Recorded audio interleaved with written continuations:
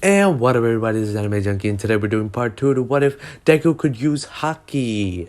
And now let's get to the intro. I'm not the one you wanna fuck with. Late nights messing up my sleep, so I'm flustered. Taking out aggression with my pen because I trust it. Right in front of get myself a lamb color custom. For the game, leave him hanging by his chain. Click bang, feeling rage, feeling fire in my brain, feeling sane. And it's slowly feeling flames, feeling fire to my brain, bringing more. Please still, no glory.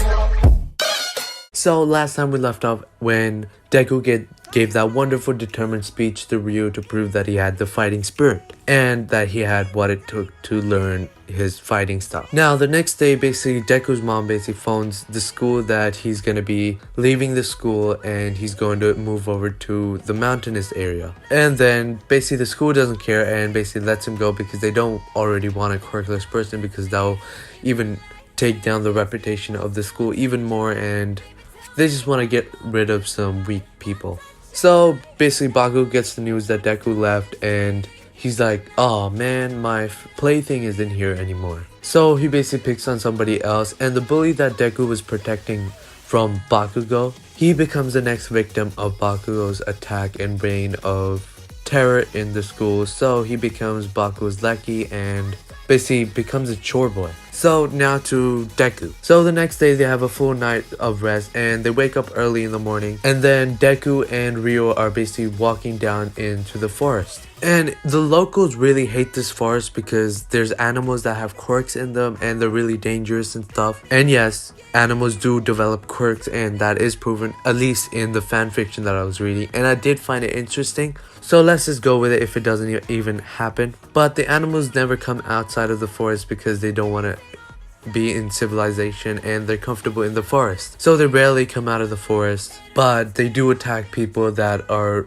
not welcome in the forest. That's why locals stay away from the forest. But Ryo basically trains in there and he's a king of the forest now because of his conqueror's Haki. Oh, and guys, if you don't know what Haki is, go down to the link in description. There's a video down there that I found on YouTube and it explains really beautifully what Haki is. And actually I already knew what Haki was, but it also gave me new information that I didn't know. So even if you know what Haki is, you might find new information about it.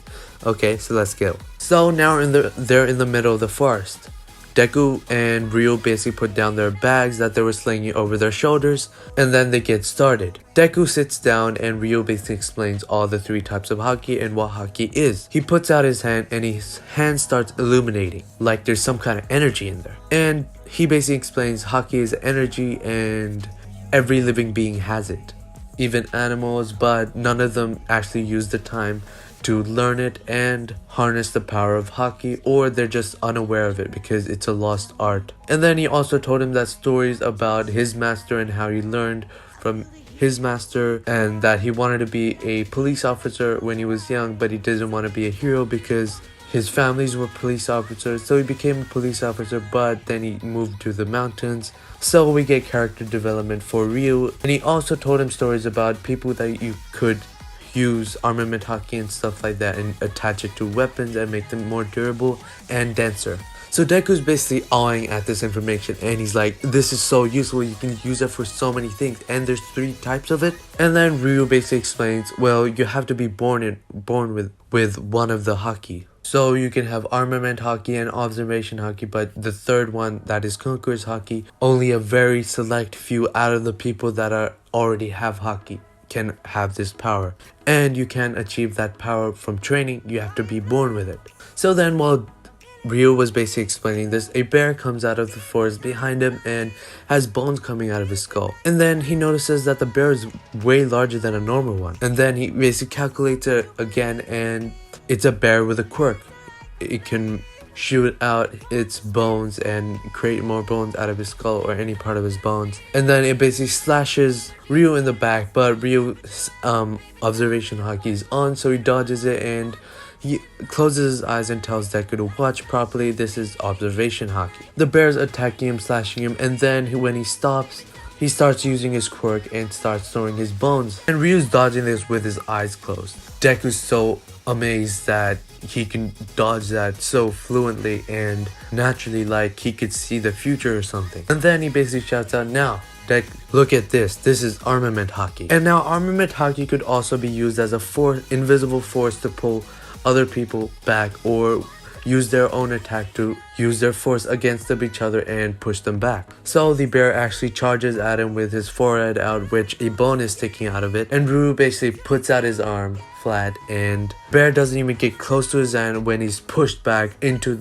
a few trees and the trees fall down. Deku's like amazed, like he didn't even touch his arm. How did that? It was like an invisible force pushing him back, and he's just odd. And the bear's in the rubble, and Ryo basically uses that time to explain there's two types of basic Hakis that when starters activate their armament Haki. There's the first stage of basics is invisible armament Haki, where there is armament on your hand, but it's invisible and it's not as strong as it. And then the second part of the basics is basically that creates a metalloid black substance around the part that you put armament Haki on, which is stronger and means that you become another level above armament Haki. I mean, in the basics. So then he basically puts out his arm and turns on his armament Haki, and it's kind of like reddish black. And reddish black is the color of advanced armament Haki, the level above basic black armament Haki. That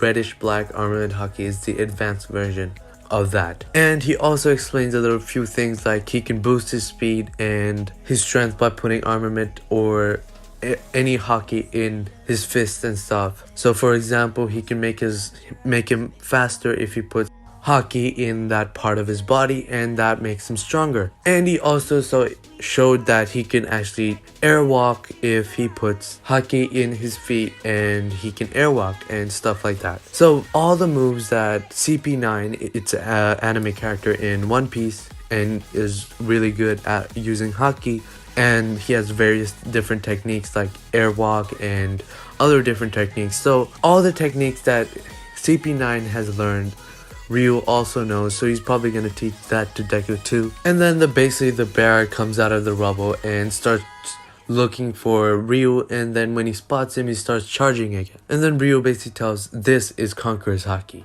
Watch carefully, Luffy." He basically stands there, and Deku's basically like, did I just call Deku Luffy? Sorry about that. So Deku's just looking at him, is like, wait, what? Why are you standing there? He's charging at you, do something. And then he sees this shockwave coming out of Ryu's body, and then he basically sees this like time is slowing down. And then the bear is starting to slow down, and his red eyes turn into white, and then they're closed, and the bear falls in front of Ryu. And then Deku's like at all. He's like, what? What was that? What'd you do just then? And then he was like, this is Conqueror's Haki. Allows me to channel my spirit energy or will and push it onto other people, and it can work on animals or weak-willed or weak-minded people on the battlefield. And it can also be used to take out many different villains in the 100,000s in like one go. Then Deku was like, wait, do I have it? Am I born with it? And Ryu basically tells him, if you're still standing, that means you do have armament Haki. I mean, Conqueror's Haki, because if I use my Conqueror's Haki to the sole purpose of knocking you out, and you haven't knocked out yet, that means you are born with Conqueror's Haki. And then Deku basically stands up and starts cheering that I have all three types of Haki, and yeah. So then Ryu gets serious. He's like, it took me 10 years to master all of my basics. Are you gonna exceed me, Deku? Well, he doesn't call him Deku, he just calls him Midoriya or Izuku because they're family. But I'm just gonna call it Deku because I don't want to switch through names and be all confused and stuff and confuse you guys. So I'm just gonna call it Deku and just think of him, he's talking to Izuku like, and he's saying Izuku. So then Deku starts his 5 years of rigorous training because Deku masters his basics of Haki in 5 years. And I know it was like, what, 5 years? That's like half of Ryu's. And yes, I do want to make it quick because Luffy and I mean, yeah, I did increase the time because Luffy was older and Deku smaller. So I added 2 more years so Deku can actually build up his muscle and stuff like that. So Deku will start mastering his observation Haki first, then armament, and a Conqueror's Haki at last. So the first 2 years, he's gonna master observation haki and keeping it on every time that he's awake. And soon when he passes the 1-year mark, when he actually learns how to activate it, he will start doing it in his sleep because you might get attacked in your sleep. So Ryu's probably gonna be somewhere, wake up in the night and attack Luffy, and if he dodges it, he passes, and if he doesn't, he basically gives him a scolding and tells him to go back to sleep. So at the end of every 2 years, Ryu is gonna give Deku a test on whatever haki he was mastering in those 2 years time period, and eventually passes all of them. And I'm just telling you this briefly so we can skip all the grueling training because we only have like 1 minute left. Actually, that's it guys. I hope you liked this video. Subscribe, hit the bell icon for my future what if videos, and part 3 will come out next week. Part 3 and 4 will come out next week, and this what if series is actually replacing what if Goku was born with Ultra Instinct. And I love this because you're probably listening to my tone throughout this video, and I'm just enjoying this. Like, I love telling the stories to you guys. And thank you for 2,100 subscribers, and I hope we can catch up to Wu someday. So let's get it. As always, Anime Janky out.